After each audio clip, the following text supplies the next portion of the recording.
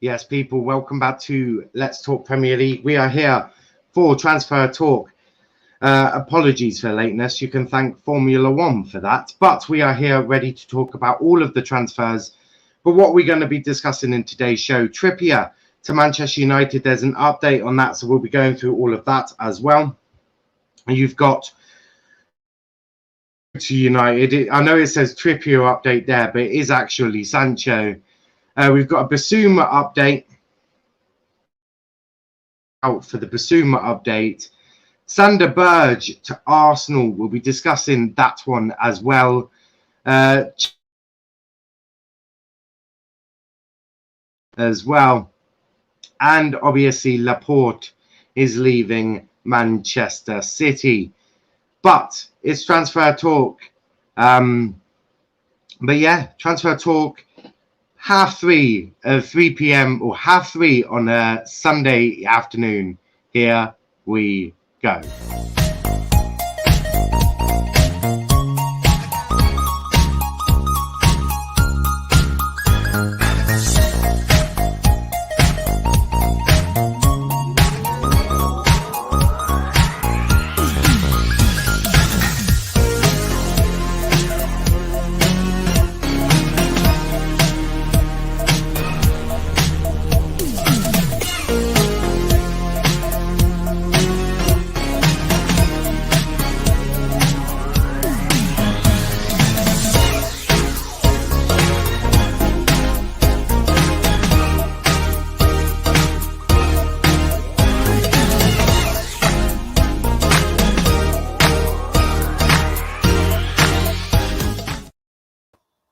Yes, people, it is transfer talk, and I'm also now joined by my co-host, Robotic Jaguar, or co-host, co-owner, whatever we want to call RJ. That is the main man himself. But let's get straight into it because Formula One ruined my schedule completely. Kieran Trippier has let the word slip to England colleagues that he is keen to join United this summer. United believe they can sign fullback for around 15 to 20 million. Yep. Do you see Trippier as being a done deal, RJ? I mean, look, if he's telling his mates, this is kind of like a flashback of when he was trying to join Atletico. Let's be real. I mean, he did tell his mates that he was going to join Atletico, and then got banned. But no, I think I do think realistically, I think this deal is going to go through. It's a good sign for United. It's going to help Aaron Wan-Bissaka massively, and there won't be any replacements. But I think it's a good deal for United. Yeah, I hear that. I do hear that indeed. And as you said, it offers you that backup as well. And it pushes Wan-Bissaka to do better. Sander Berge, Arsenal remain in pole position to sign Sander Berge, but they are reluctant to pay Sheffield United. They're reluctant to Sheffield United's demands about both the sum required to acquire the player and proposed payment schedule. So Arsenal, again, messing around with a bit of money. Arsenal, a very small club in the Premier League. They are now officially a mid-table team. RJ, how disgustingly shit are Arsenal Football Club? And do you think they'll get Sander Berge? I mean, at this rate, I don't know who they're going to get. I mean, if they can't even sign Buendia for about 30 million, how are you not going to sign Sander Berge? I mean, look, I can't remember exactly who told me exactly, but or who said it exactly, but someone said, and I think it was an Arsenal fan, Sander Berge gives some Xhaka vibes instead of Bissouma vibes. And I do agree with that. No disrespect to Berge, but he does remind me of a Xhaka. And look, this deal could, it's a good improvement. Obviously, every time that they make is an improvement, obviously. But the fact of the matter is, Arsenal are Arsenal. They're never going to change, lads. It's they're in the mud, as this, in the mud. Yeah. A couple of comments. Wolf saying RJ is sexy Fabrizio Romano. Kenny saying RJ to Sexy FC. Here we go. Deal between the two clubs. Totally agreed. RJ is very keen to be moving there. Medical pending. RJ will be a member of Sexy FC in the coming future. Chelsea's targets: a striker, midfielder, and a lead defender on Thomas Tuchel's wish list this summer. Roman may make £200 million available this summer to spend. If they get all of them, do you see Chelsea's as contenders for a title next season? I think regardless, they're title contenders. I mean, Thomas Tuchel, I mean, let's be real, he's changed his team around, but I think, yeah, with the additionals of like a striker, a midfielder, and was it a centre back, as you said, or something like that? Mm-hmm. Look, that will just be Yeah. the missing puzzle, if I'm really honest. You know, fair play to Chelsea. They signed a really good manager who knows what he's doing, and it could be a good season for the next season if they do get the recruitments correct. I do hear that. Footy Live, hi now, mate. I've got some time before I've got to set off in Spain, so I can come on if you want for a bit. Yeah, 100%. The link is just about to be posted in the chat. We've got 3 more quickly to go through.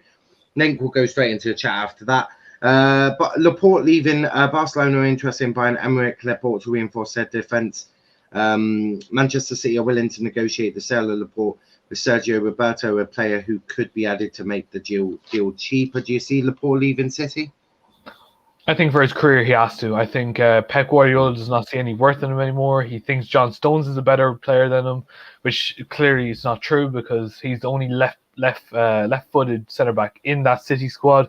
I mean, it's incredible how silly City are really approaching this. Do you know what I mean? I do think, you know, if City were smart with this, they should try and keep him and try and give him some game time because, like I said, he's the only left-footed centre back they have, right? Yeah. So I mean, but it is what it is. For his career, I think go to Barcelona, play with PK for probably the last season, I'd say, and then, you know, right off into the sunset, and your career is set.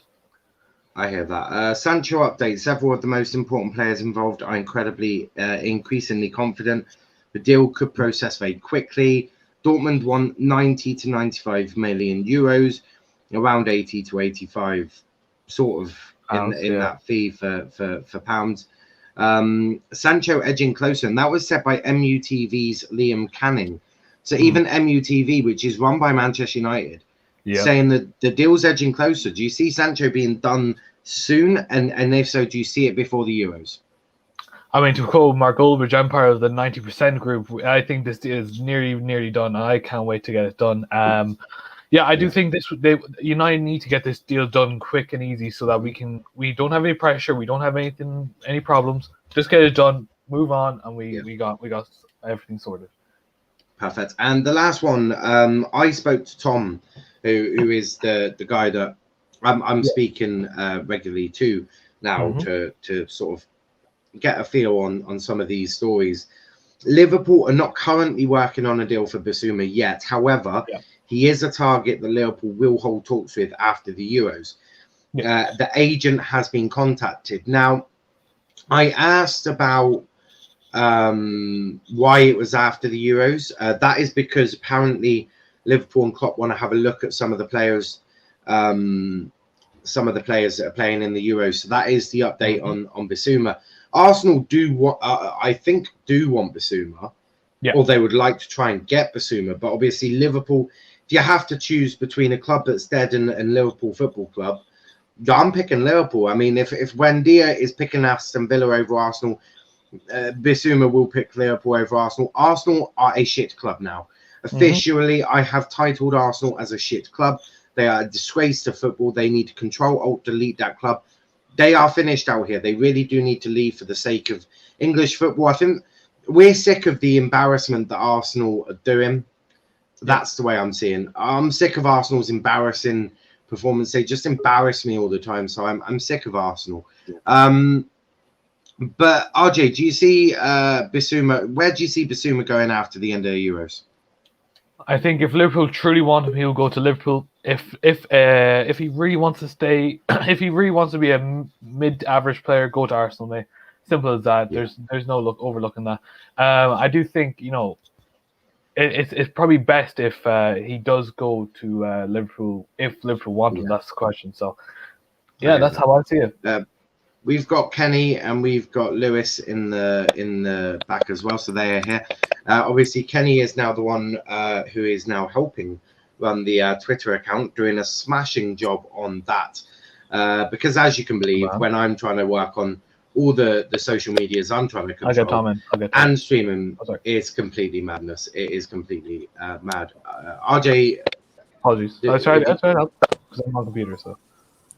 Oh, I thought you said you had to go then. I was just about to say. Oh, no. I was trying to get Tom. Oh yeah. That's fair. Luckily, my StreamYard is working again. But let's go straight to Tom actually. Tom, I've always spoken to you about Bissouma. So the one I want to talk to you is Sander Berge to Arsenal. Now, Arsenal apparently remaining unconvinced about Sander Berge in terms of the payment, how much it's going to take to get Sander Berge and the payment schedule. Do you have any sort of updates on sort of Sander Berge to Arsenal? Is he one that Arsenal are really looking at, or how are you seeing this? He is a player that they are looking at, yeah. But the main problem for Arsenal was they wanted Buendia. That was the main signing that they wanted before the European campaign, because obviously Argentina aren't in the Euros. And Emiliano Buendia was the main player that they wanted at the time, and then obviously they try to move on to other targets, like you obviously asked me about Bissouma and stuff. Yeah, I obviously explained with what's happening there when you asked me about the links with Liverpool and stuff. And Bissouma's a high priority target for both Liverpool and Arsenal. However, Liverpool want to make some checks over the European campaign, over some targets that they've got that they want to watch over the Euros. And Bissouma, obviously not being a European national, won't be playing in the European Championships anyway. So it's just a case of having to look at other targets and seeing what performances they've put in. But in terms of Sander Berge, to Arsenal, as far as I'm aware, he is a target. He is a player that Arsenal are looking at, but he's not one of the main priorities, shall we say, so to speak, for this summer for them. No, I do hear that. There was a question from Wolf saying, will Inter Milan pay 45 million they owe to United, or will they offer United a player like Barella?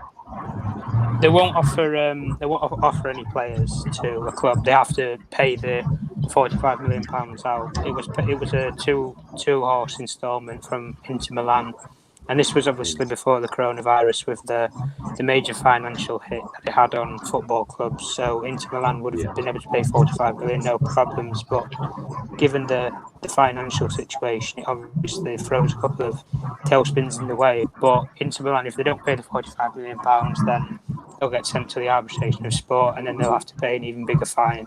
And if they can't find the finances, then the club could easily be either, suspended from playing in football leagues until they can make financial agreements when they've signed contracts for players at other clubs. And this is the problem if you don't play in a full instalment. If financial situations don't go your way, then it can impact not just that player staying at your club, but it can also impact the whole club, possibly even getting suspended from playing professionally, which obviously impacts a lot of things for football clubs. So I suppose the question is, they're going to have to sell Lukaku then.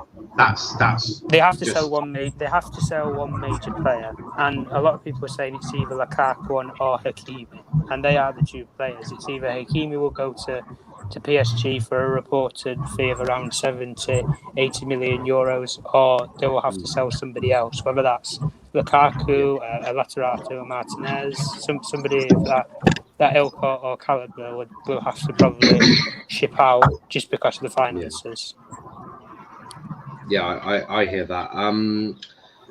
Yes, Brandon, I have seen the England team. We're doing a watch along at 4:30 with that one, so I'll be discussing it there for that. But Kenny, either have you got a question or what do you want to talk about? Well, I had a question for Tom, put it in the comments. Yeah. So just that if United say if they manage to, agree a deal for Sancho before the Euros, do you think they would wait to announce it for the kit launch or it would be that? I know a lot of, yeah, Kenny, I hear that. A lot of people would say it'd be used as a PR spin for people to buy new shirts and stuff with the ownership and stuff. And it wouldn't surprise me, but I don't think a lot of teams will release the shirts until after the European campaign anyway. Just based on if you can get a shirt, like Sancho will sell a lot of shirts. If Lukaku went to Chelsea, he would sell shirts. Haaland goes to wherever, he's going to sell probably 10 times the amount of shirts. When Ronaldo went to Real Madrid or these sort of calibers, because they're up and coming players, and Sancho would be a major shirt seller. So I would probably expect it to be in and around about what you are saying, with launching a new kit design when Sancho signs, or possibly beforehand, and then he'd be the first player to really push and sell for shirt sales, should we say. He'd be the poster boy, if you want me to put a British spin on it.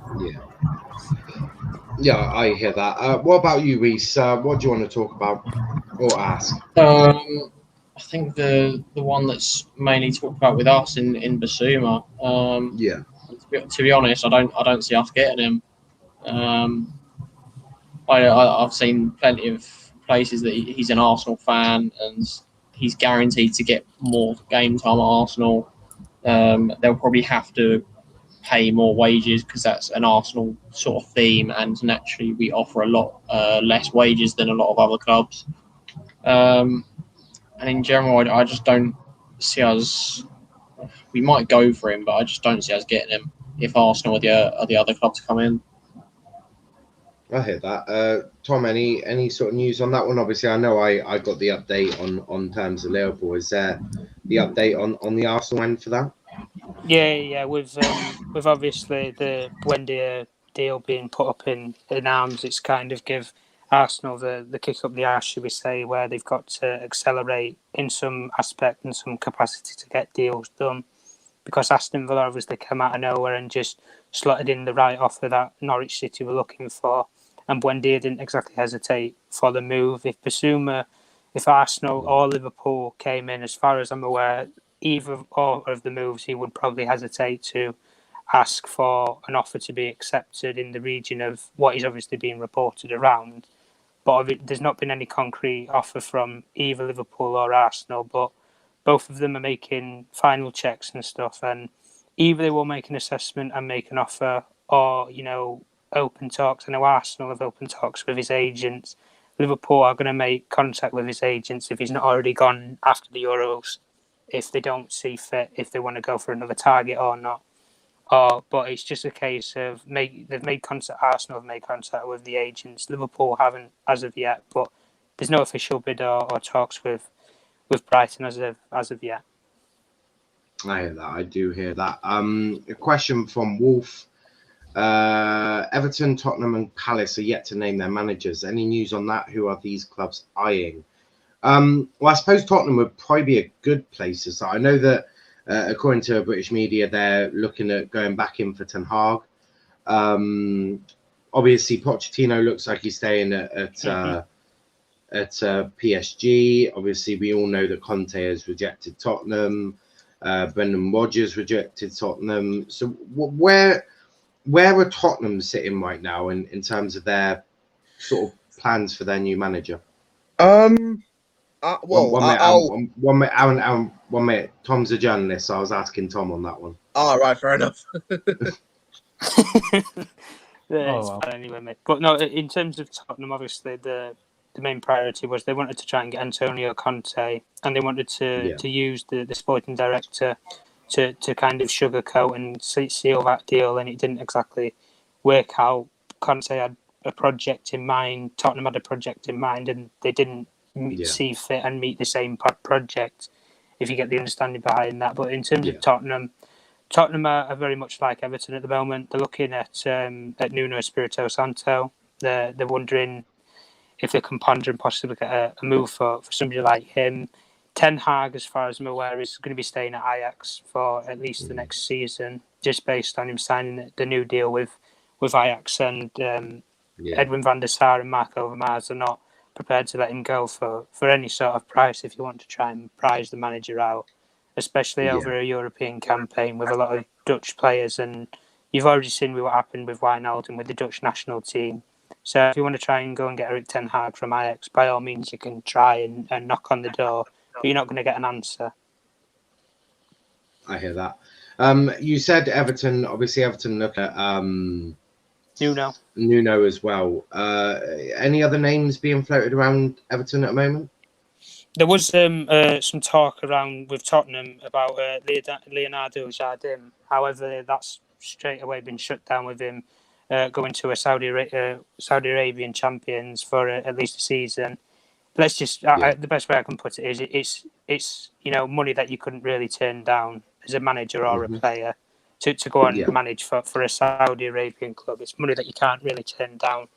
But there's not really been that much talk. You know, Tottenham was, we want Conte. That was the main name, and they obviously, a lot of people might know this or might not know this. When Hansi Flick handed in his resignation with Bayern Munich and said that he wanted to join the national team, Daniel Levy actually did ring Hansi Flick up and offered him the Tottenham job, and Hansi Flick turned it down. And straight from that, he went and joined the German national team and signed a contract with them to take over after the European campaign. So, just a little insight into, they have tried to go for Conte, they've tried to go for Hansi Flick, managers that did come available, but the projects that managers and the club have in should we say, their own plans and their own projects don't meet a satisfactory agreement for the plans to go into perspective and for them to actually work and operate in, you know, a mutual capacity, should we say.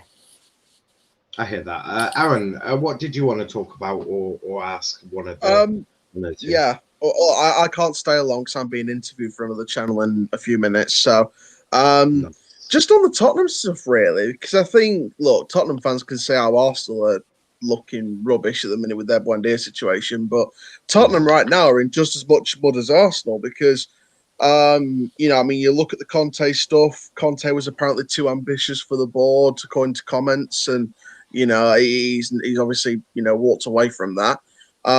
If you want me to be brutally honest, I think there's only one way that Tottenham are going to go, and that is bring Ryan Mason in on a permanent deal, which might be embarrassing for Tottenham, but I'm sort of in two minds about it, because on the one hand, you know, Ryan Mason was one of our former players at Rovers on loan, so I'm sort of, you know, pushing for him to have a go at Tottenham permanently, because I think he deserves a shot. And I'll back one of my players, but on the other hand, I think that Tottenham's just not been very ambitious, to be perfectly honest, mate. Tom, is there any chance of Ryan Mason being given the Spurs job, or would they be looking to have someone else really picking that one up? It was a name that was on the list initially, because a lot of people found out the shortlist was leaked about managers like Scott Parker. There was Allegri who was on the list, on, you know, a long shot. Hansi Flick was on the list around the time when he handed in his resignation with Bayern.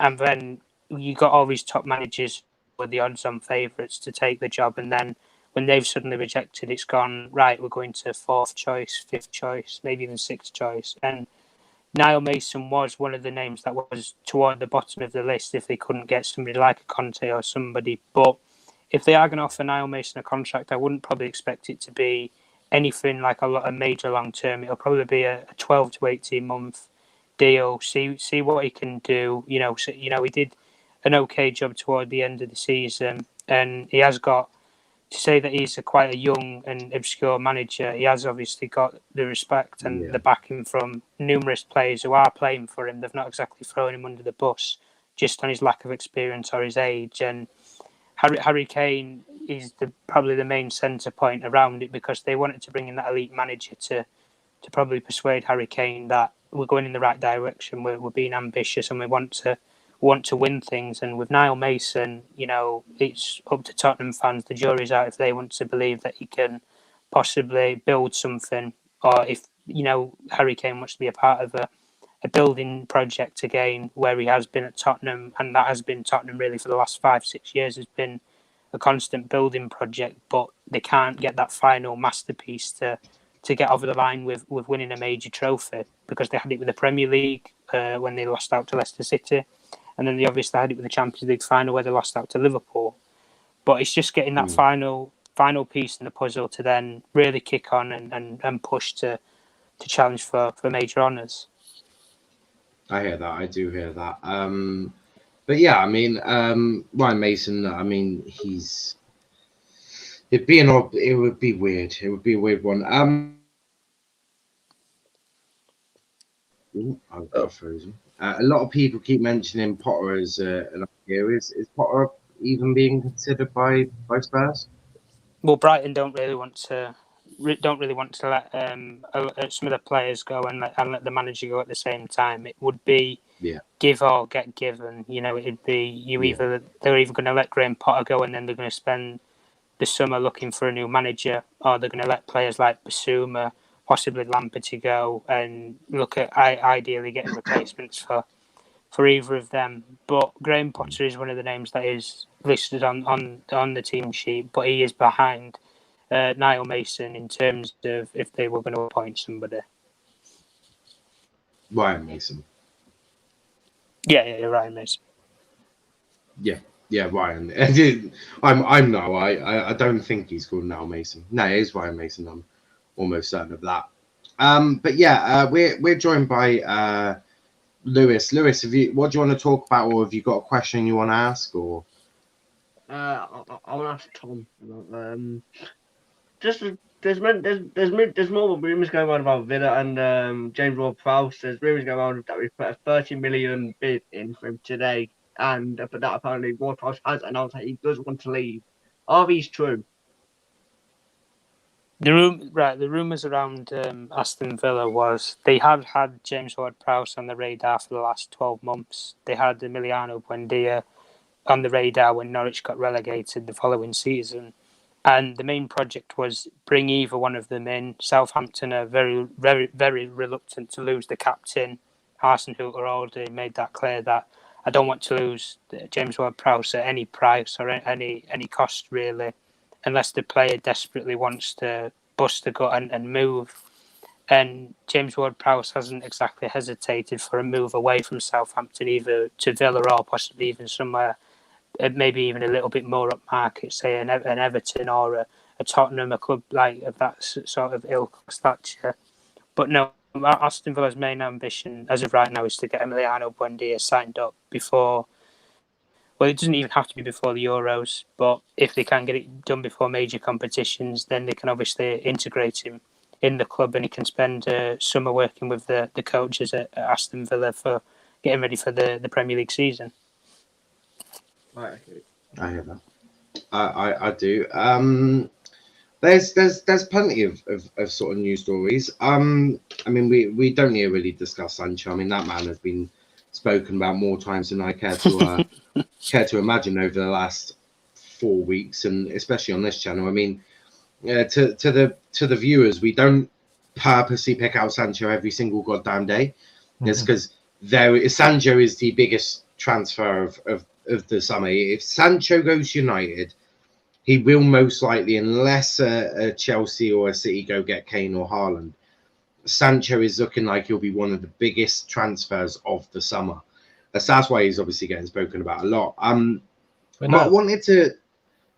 Could I ask a question by any chance? Go for it, mate. Go for it. Tom, just on the just on question marks around Sergio Ramos. Obviously, you know his contract with Real Madrid not signed yet.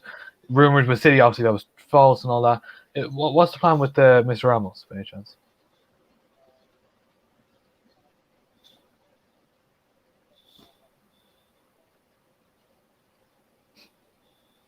Tommy, you there?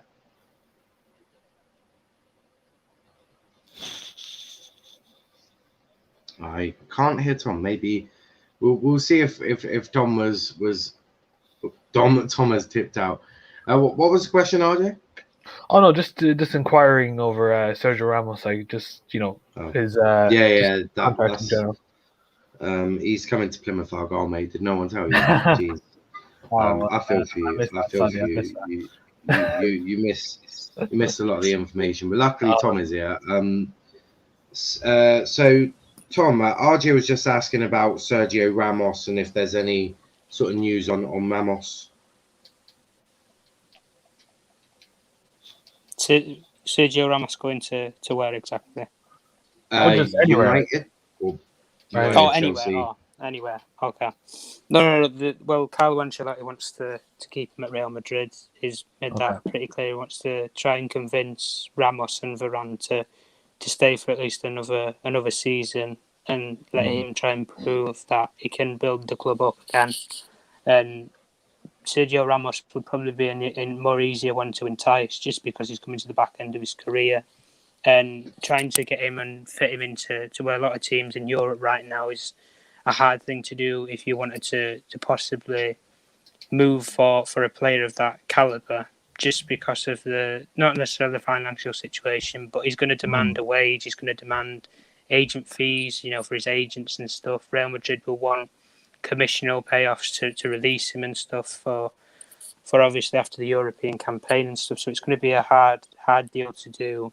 A lot of free agent deals don't necessarily happen, in a heartbeat. It does take time for deals to happen. Like Donnarumma hasn't exactly found a new club since he's obviously been released by AC Milan to go out there and get a new club and a new challenge. And players like Ramos come into the end of their career, they've done all there really is to do. Varane is an easier one probably to do just because he wants a new challenge in a new league. He wants something different, whereas Ramos has pretty much stuck at it for so long, and that's kind of what Carlo Ancelotti is hoping that Rafael Varane will do a similar thing to what Ramos has done. But whether or not Ramos moves or not will be a hard deal to do for anybody. Yeah, that's right. Thank you. No problems, mate. So Chelsea, their targets obviously widely reported, and I think anyone with half a brain in football will know what their targets are. Definitely a striker, that is up there. Also a midfielder and at least one new defender. Now, the question I've got for the midfielder is obviously there was a lot of hype around Declan Rice. Now, from what I've heard, they're going to look at more Tchouaméni instead of Declan Rice. Is there any sort of developments on Tchouaméni to Chelsea? Not necessarily, no. Just based on the sole fact that Chelsea's priority isn't to get a defensive midfielder in. They're happy with Conte and they're going to offer him a new contract where he is going to extend it. He loves Chelsea and Chelsea love him back just as much, and they're just rewarding him with a new contract and an additional wage for the performances and everything with the season that they've had. And going for a player like Declan Rice, who's obviously Premier League proven.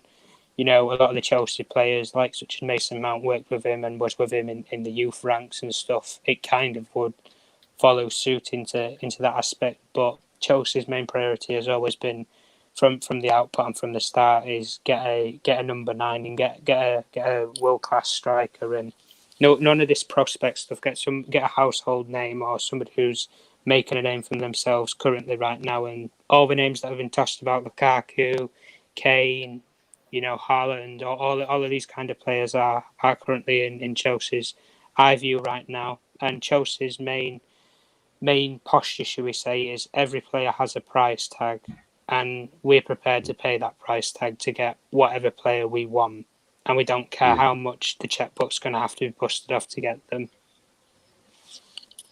Fair enough. Chelsea working their magic as always. Kieran Trippier to United, obviously, it's been reported that apparently he's let word slip to England colleagues that he's keen to join United. Whereabouts are we on this deal at the moment? Well, for a lot of people who might not know, Kieran Trippier, when he was growing up in England at the time, he was actually a lifelong Man United fan. He was born into a Manchester United family at the time, and when he was obviously playing for Tottenham, there was a lot of talk around him possibly going to Manchester United at a similar time when Wan-Bissaka was going to jump from Crystal Palace to Manchester United, and that eventually was the deal Manchester United pursued. And obviously Trippier went out to Atletico Madrid.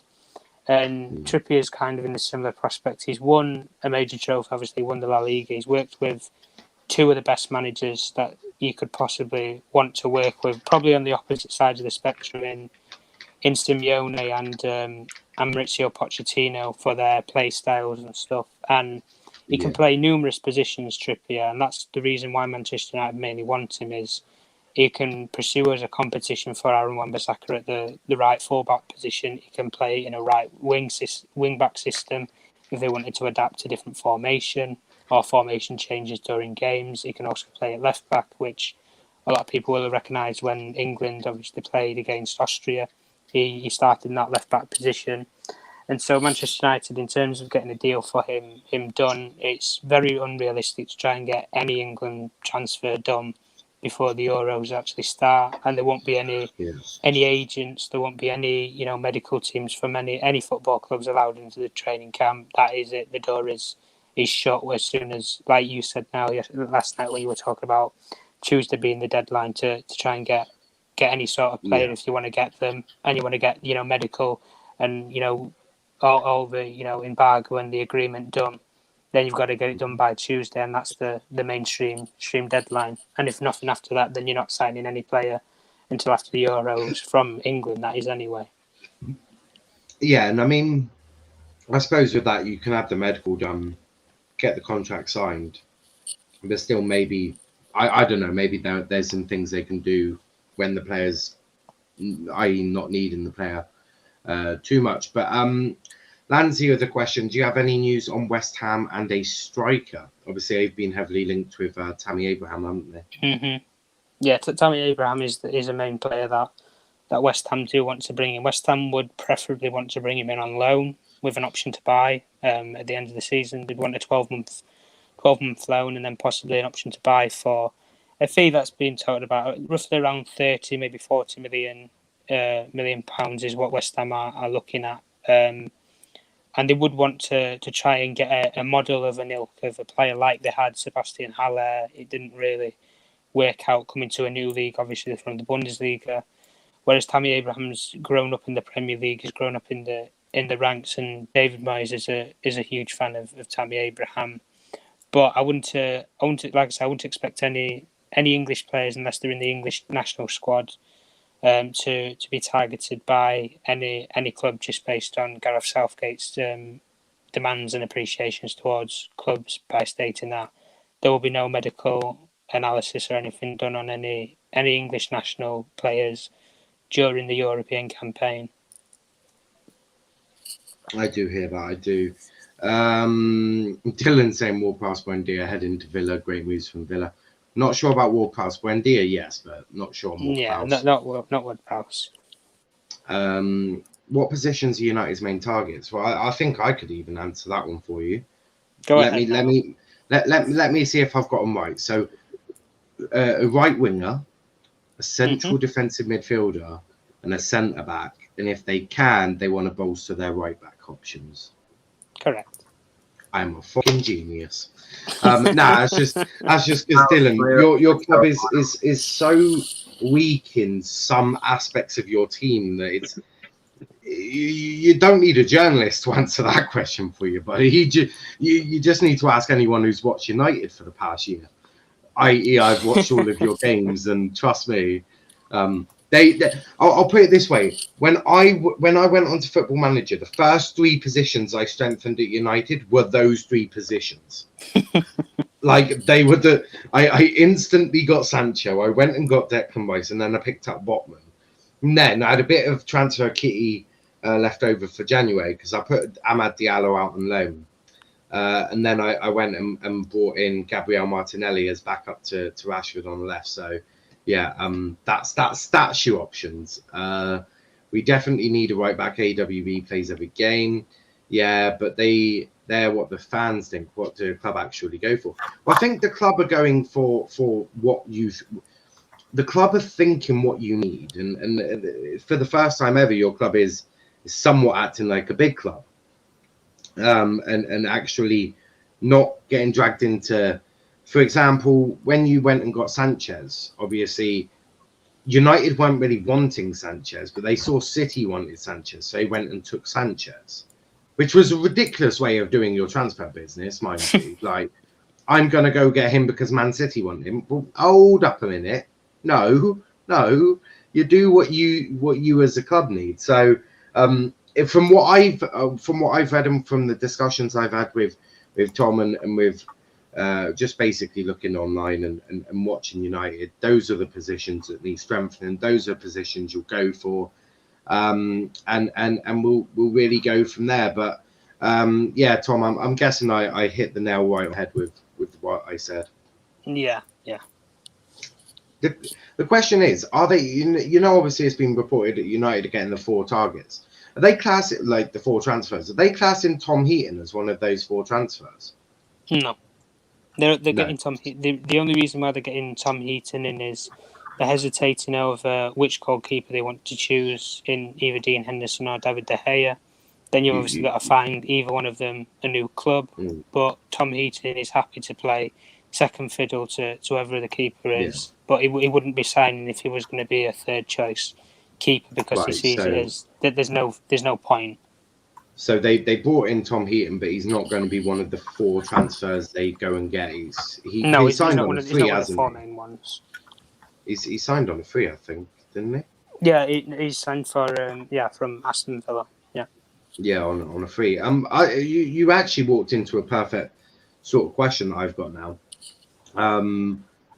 Which keeper are they looking at?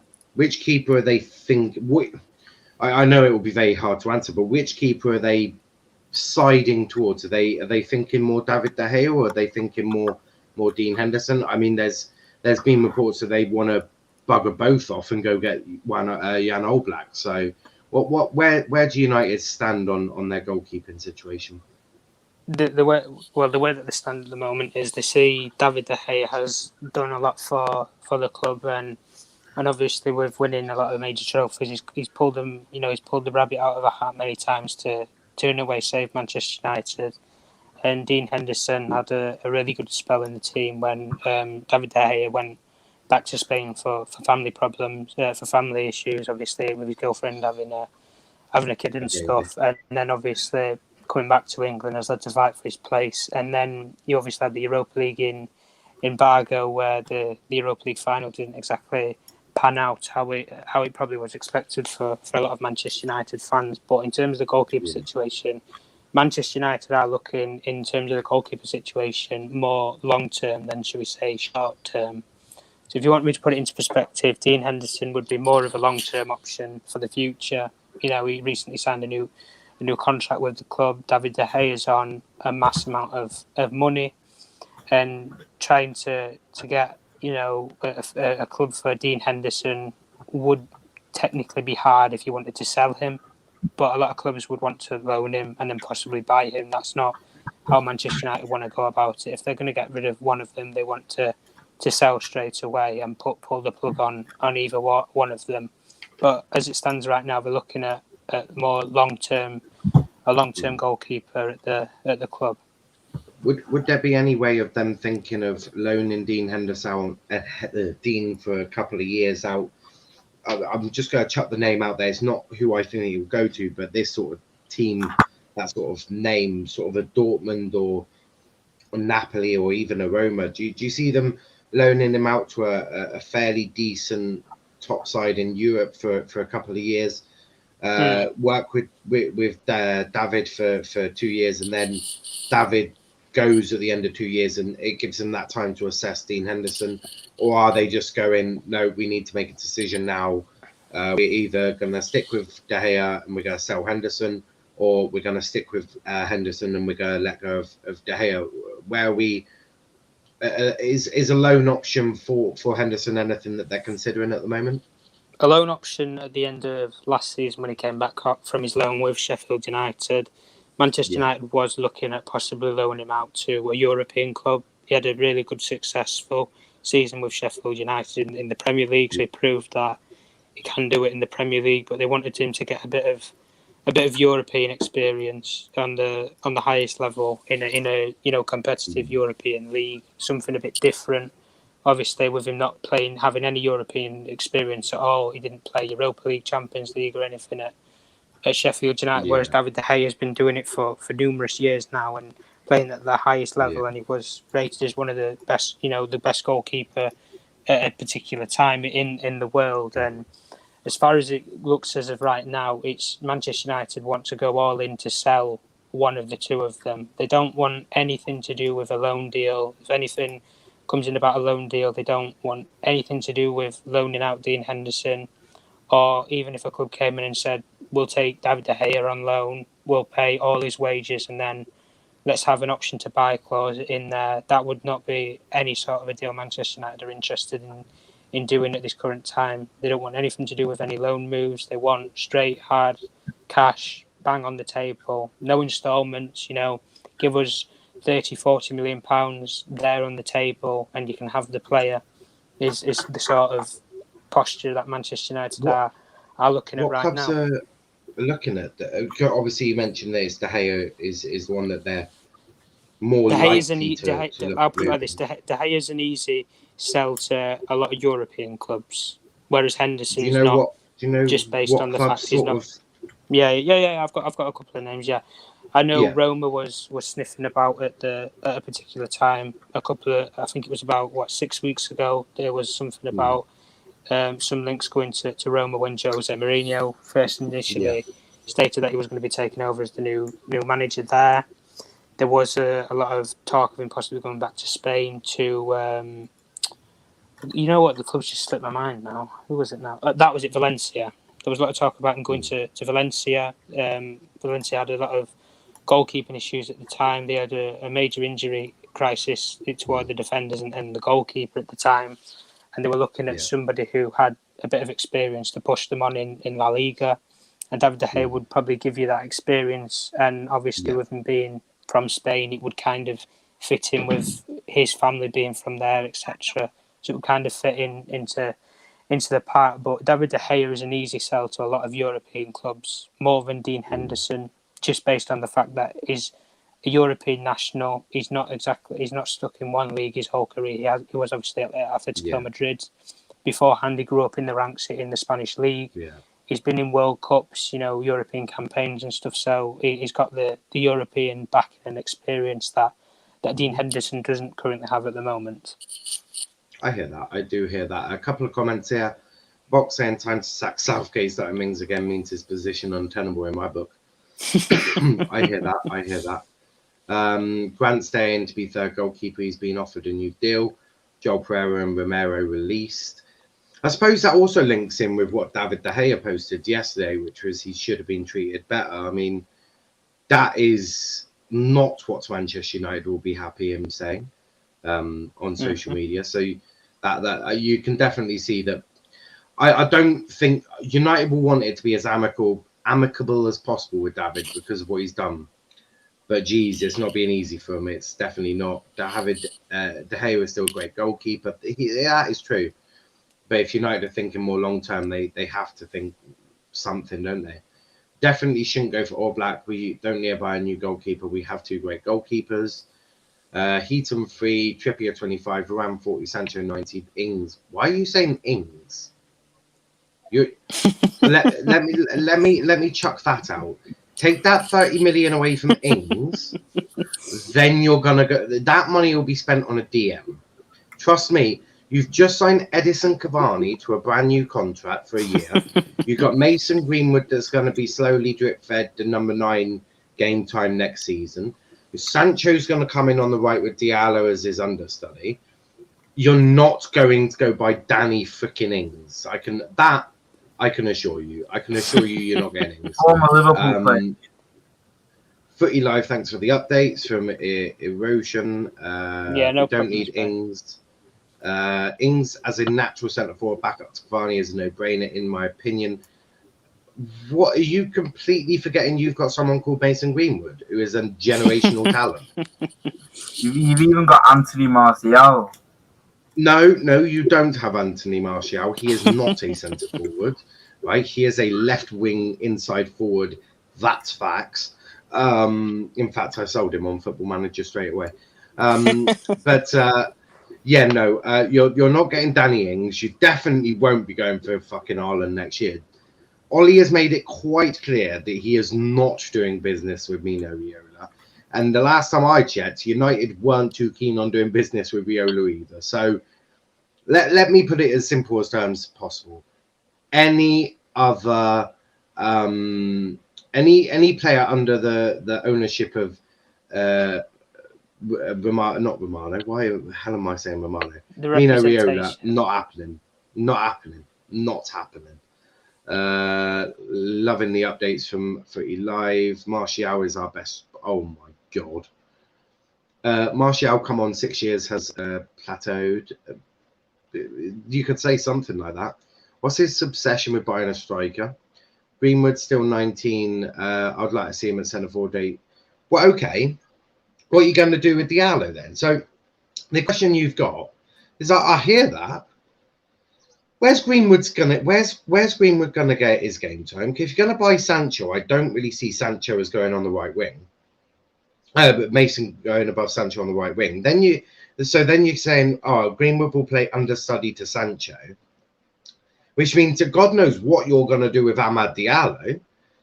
And then Greenwood's gonna get lack of game time because Sancho is amazing like that. So what I don't see what you're thinking here. I don't. I really don't. I think Greenwood will be that number 9 for United next year, alongside Cavani, one of the two. That's how it's going to go. Ollie has already said that he quite likes Greenwood as a number 9. And FYI, reality check, Greenwood is your most he's your most natural finisher. Very natural at doing it. So that's that really. Martial is a complete player. Martial is not a complete player. Martial is a good left inside forward. Fucking complete player. Don't make me laugh. That's like telling me that Divock Origi is a complete player. Not a chance. Origi's better than Martial. That I can believe. Because Origi's just got no work rate.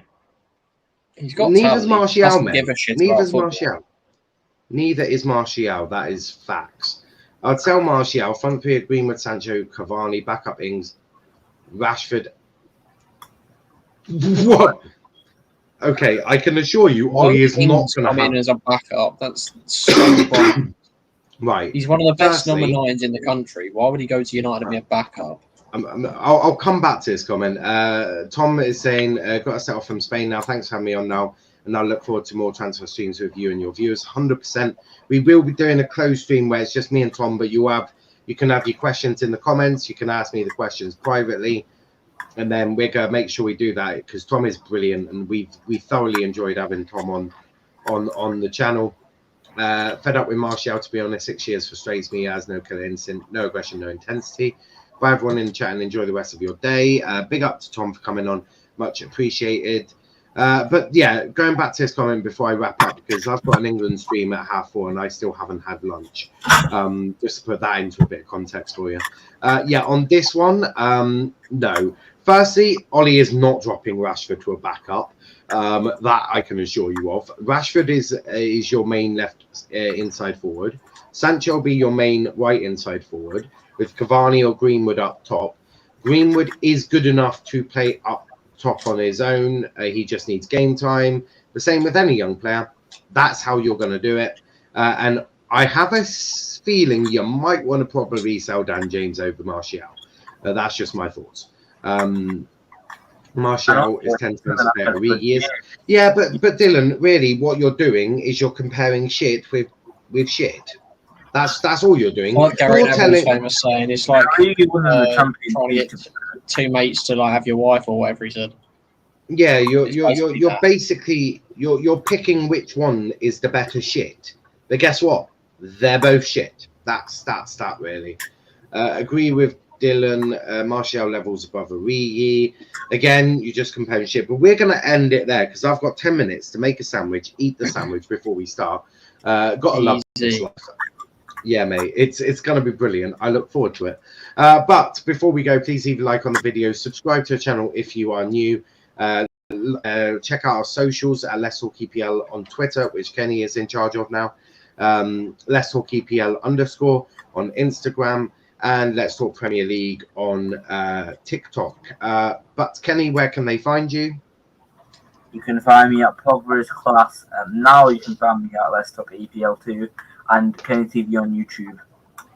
Perfect. And Lewis, Lewis, where can they find you? I'm in Twitter at Lewis160 and YouTube at Post Sports. Perfect. And Reese, where can they find you, bro? Over on Twitter, LFC_Reese, on TikTok, Reese_JB, and on YouTube, RJBTV. Perfect. So yeah, as I said, England watch along in 10 minutes time on this channel. F1 really truly fucked me over today. You are a bunch of assholes. That's all I'm going to say there. Formula 1 are assholes. We'll be back in 9 minutes now. So until then, thanks for watching and peace out.